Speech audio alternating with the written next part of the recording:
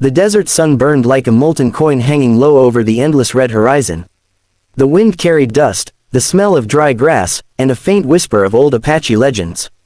Before we begin, welcome back to the channel. This is the place where forgotten tales of the frontier are reborn with grit, emotion, and the raw truth of the Wild West. If you enjoy these deep, dramatic stories, settle in, hit that like button, and let's ride into today's tale. Our story begins with a drifting cowboy named Colt Maringer. Colt wasn't famous, wasn't rich, and wasn't lucky. He was just a man trying to outrun a past filled with broken fences and broken promises. 3 days earlier, a dust storm more vicious than any he had seen had swallowed the plains whole. Colt and his faithful horse, Ember, had been tossed around like puppets in a whirlwind. When the storm finally vomited them back out, they were miles off course and dying of thirst. By the third day, Colt could barely sit in the saddle. Ember walked slower and slower, her breathing heavy, ribs showing.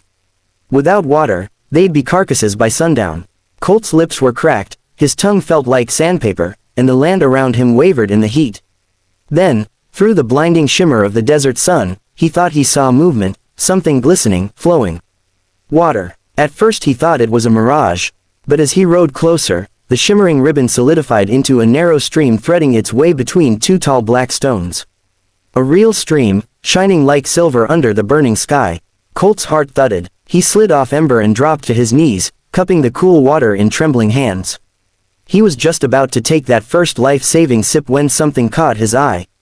A symbol carved into a flat stone beside the water. The Apache mark for sacred and forbidden. Below it was a simple warning, carved by someone who clearly wanted it to be understood. Do not drink. Colt froze. He knew enough about the Apache to understand their sacred land wasn't to be touched lightly. But his vision blurred, and Ember nudged him weakly, her breath shallow. They were out of time. Forgive me, he whispered.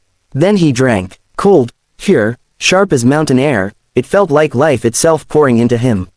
Ember lowered her muzzle and drank too, relieved beyond measure. For a moment, Colt felt saved. Until he heard the sound that made his blood run colder than the stream. Drums. Slow, deep, steady. The kind that tightened the air like a noose. Colt turned. A line of Apache warriors stood silently behind him. Their faces were painted with fierce patterns. Their bows were drawn, and at the center of them all was the chief, Tall Wolf, a broad-shouldered man with eyes like polished obsidian and a presence that weighed heavier than the mountains. Colt rose slowly, hands raised. I mean no disrespect, he croaked. Me and my horse were dying. I had no choice. Tall Wolf stepped forward, voice deep and thunderous. That stream is forbidden. It belongs to the spirits. No outsider may touch it. Colt swallowed. I'm sorry, truly. Tall Wolf studied him for a long moment. His warriors held their bows steady. Then the chief spoke again. You drank the sacred water. Now you must pay the price. Colt stiffened. What? What price? Tall Wolf gestured. You will come with us. Colt considered running, but one look at the drawn bows ended that thought quick. He was escorted through a hidden valley and into a sprawling Apache village nestled against red cliffs. Women stopped grinding corn to stare. Children froze mid-laughter. Warriors eyed him with suspicion and anger. He was led into a large ceremonial tent decorated with eagle feathers, buffalo hides, and symbols of the Great Spirit. Sitting inside was an elderly medicine woman, Snow Owl, her eyes pale but sharp as a hawk's. She approached Colt and pressed her wrinkled hand against his forehead. Her touch was warm, almost glowing. She whispered something in Apache, her voice soft but powerful. When she stepped back, she nodded slowly. He lives, she said. The sacred water accepted him. The spirits approve. Colt blinked. Approve me for what? Tall Wolf stepped forward, his voice steady and final. You must marry my daughter. Colt nearly choked. What? Marry? Why? Tall Wolf's face didn't flicker. The sacred water chooses. Only those pure of heart may drink it and survive. You were chosen, and she has been waiting for the man chosen by the stream. Colt's pulse hammered. I don't understand. The tent flap opened softly. A young woman stepped inside. She walked slowly, carefully, one hand grazing a rope that guided her path. Her eyes were a pale, clouded silver. Though beautiful, they did not focus on anything. Tall Wolf's voice softened. This is my daughter, Leanna. She is blind. Colt felt something pull inside him. Leanna was stunning in a quiet, ethereal way, long raven black hair, delicate features, and a calmness that washed over the room like dawn breaking. Lyanna tilted her head toward Colt's breathing. So, the cowboy has come. Colt swallowed. Ma'am, I didn't come here by choice. I know, she said gently. The sacred water brought you. Colt rubbed his neck. With all due respect, Chief, I can't just marry someone I don't know. I ain't lookin' for a wife. I was lookin' for water. Tall Wolf's expression hardened. The spirits demand balance. Drinking the sacred water binds you to her fate. Fate, Colt repeated. What fate? The medicine woman stepped closer. She was blinded by a rival tribe's curse. They seek her because her blindness awakened a gift, visions from the spirit world. She sees what others cannot. Colt's stomach tightened. And what does that have to do with me? Tall Wolf answered quietly. She will be hunted. She will be taken if left unprotected. The man chosen by the water must protect her. That man, is you. Colt felt like the earth had dropped out beneath him. Tall Wolf gave him until sundown to decide. He was free to walk around the village, under heavy watch. Wherever he went, people whispered, glared, or bowed respectfully.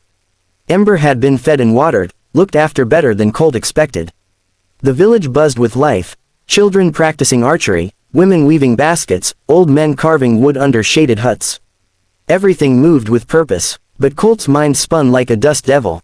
Marry a woman he just met, tie his life to this tribe, to their sacred water, their fate. As the sun dipped lower, he found Lyanna sitting on a flat rock at the edge of the village, listening to the wind.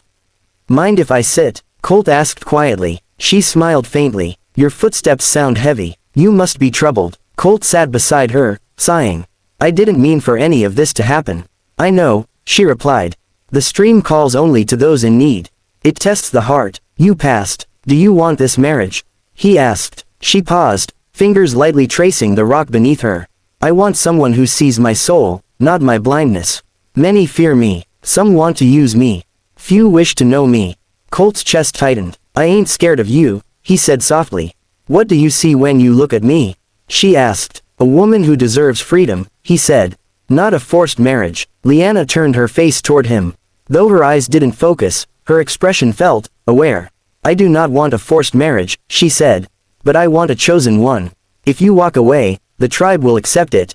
But the spirits won't. Colt breathed deeply. I just don't want to trap you with a man you don't even know. Before she could answer, a distant horn echoed through the cliffs, sharp, warning, urgent. Lyanna stiffened. They're here. Who? Colt asked. The rival tribe, she whispered. They've come to take me. In seconds, chaos erupted. Warriors rushed to arms, women gathered children, and drums thundered to warn the village.